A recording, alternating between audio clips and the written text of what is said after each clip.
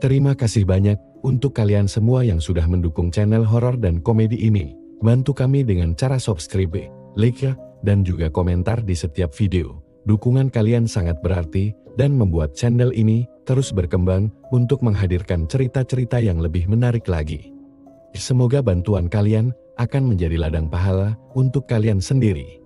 Aku masuk ke dalam halaman rumah yang menjadi tujuanku. Setelah sampai depan pintunya, aku memanggil, "Paket."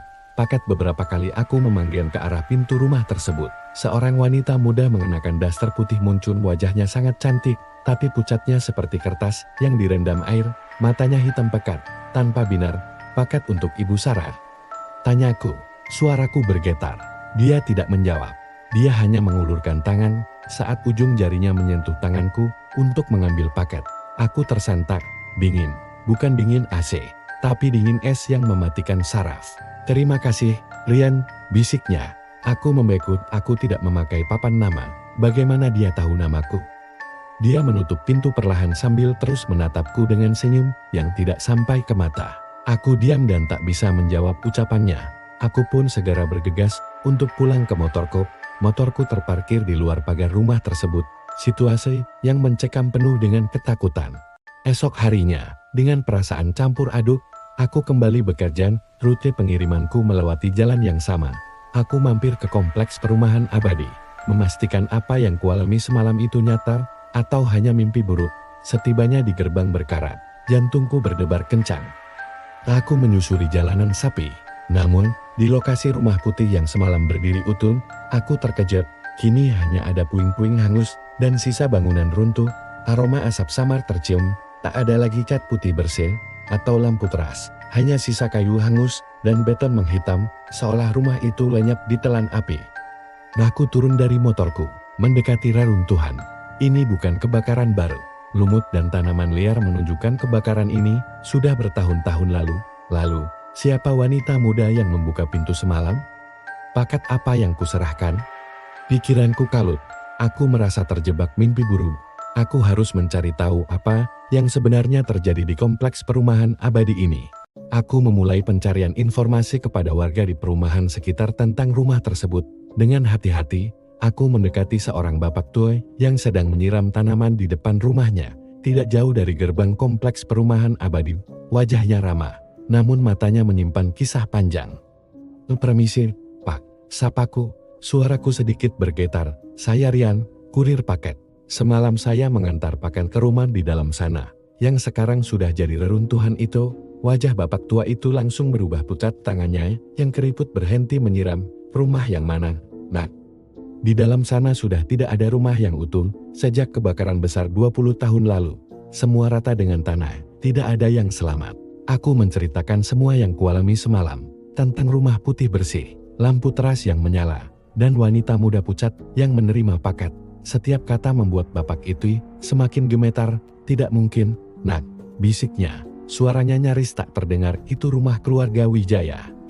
Mereka semua tewas dalam kebakaran itu, termasuk anak gadis mereka, Sarah. Sejak saat itu, tidak ada yang berani mendekat ke sana. Konon, arwah mereka masih bergentayangan, mencari kedamaian yang tak pernah mereka temukan." Duniaku serasa runtuh. Jadi, wanita yang kutemui semalam adalah arwah Sarah? Dan paket yang kuserahkan, untuk siapa? Rasa takut yang luar biasa mencengkeramku. Lebih dingin dari sentuhan tangan wanita itu, aku harus mencari tahu lebih banyak. Ini bukan lagi sekadar pengiriman paket. Ini adalah misteri yang harus kupecahkan. Jujur, rasa penasaranku makin menjadi-jadi. Tapi di sisi lain, ada rasa takut yang bikin aku ragu buat nyari tahu lebih dalam. Siapa sih sebenarnya penghuni rumah itu? Kenapa suasananya begitu mencekam? Semua pertanyaan itu terus berputar di kepalaku. Sampai akhirnya, besok malamnya, hal yang gak pernah aku duga terjadi lagi. Aku dapat notifikasi tugas baru, dan kalian tahu? Aku harus mengirim paket ke alamat yang sama. Seketika jantungku kayak berhenti berdetak. Antara mau ambil orderan ini, atau enggak. Antara mau antar lagi, atau enggak.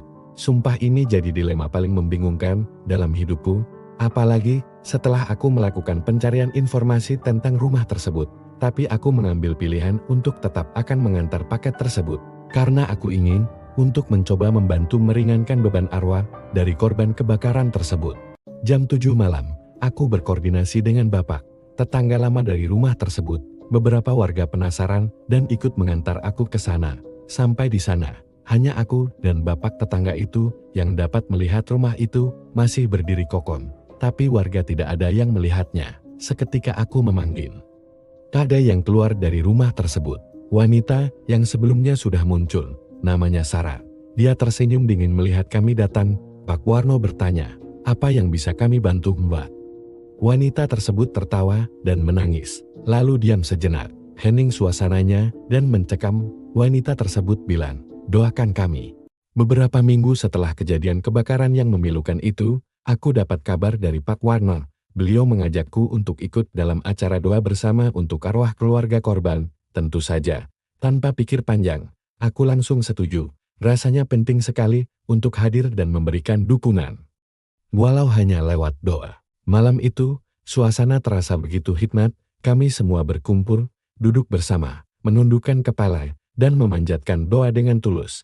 Aku berharap, semoga doa-doa kami bisa sampai dan memberikan ketenangan bagi arwah para korban di sana. Melihat semua warga bersatu, saling menguatkan. Hatiku terasa begitu hangat. Kejadian ini memang menyedihkan, tapi di baliknya, aku melihat betapa kuatnya rasa kebersamaan dan kepedulian di antara kami. Semoga keluarga yang ditinggalkan selalu diberi kekuatan dan ketabahan. Terima kasih sudah menyimak ceritaku. Terima kasih banyak buat kalian semua yang sudah setia menonton video ini sampai akhir. Dari awal cerita yang bikin penasaran, sampai momen-momen yang bikin merinding, dan juga sedikit tawa yang semoga bisa menghibur kalian semua. Di channel ini, kita akan terus menghadirkan berbagai cerita horor, mulai dari kisah nyata, pengalaman pribadi, hingga cerita misteri yang sulit dijelaskan. Tapi tetap kita selipkan sedikit humor, supaya kalian tidak cuma takut, tapi juga bisa menikmati setiap ceritanya dengan santai. Kalau kalian suka dengan konsep horor yang menegangkan, tapi tetap ringan dan menghibur seperti ini, jangan lupa untuk terus dukung channel ini ya, dengan cara tekan tombol like, tulis komentar kalian, mungkin pengalaman horor kalian sendiri, atau pendapat tentang cerita hari ini. Dan yang paling penting, subscribe, supaya kalian tidak ketinggalan cerita-cerita menyeramkan berikutnya.